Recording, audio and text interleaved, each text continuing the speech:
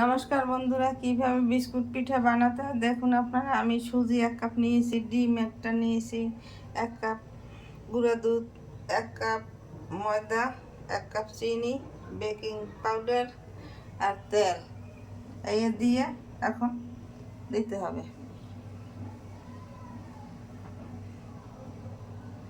এখন আমি সুজির সাথে ময়দা মিশিয়ে দিলাম, তারপর গুঁড়ো দুধ দিয়ে দিলাম, তারপর চিনি দিয়ে দিলাম,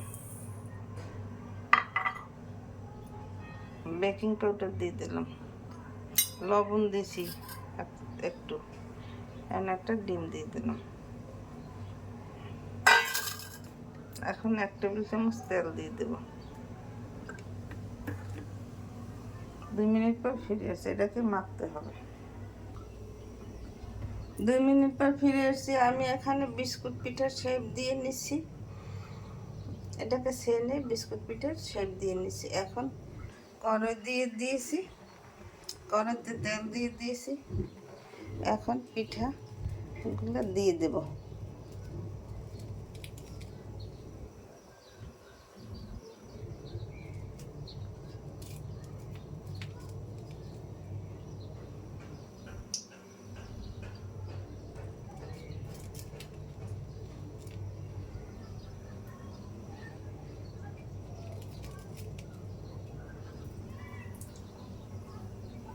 দুই মিনিট পর ফিরে আসছি।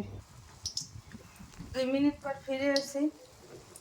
আমার পিঠা তেলে দিয়ে ভাজা হয়ে গেছে প্রায়। আমি এখন ফিরিয়ে দিচ্ছি।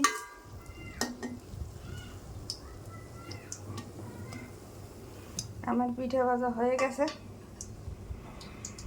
এইভাবে আপনারা ঘরে তৈরি করে বিস্কুট পিঠা বানিয়ে খেতে পারেন।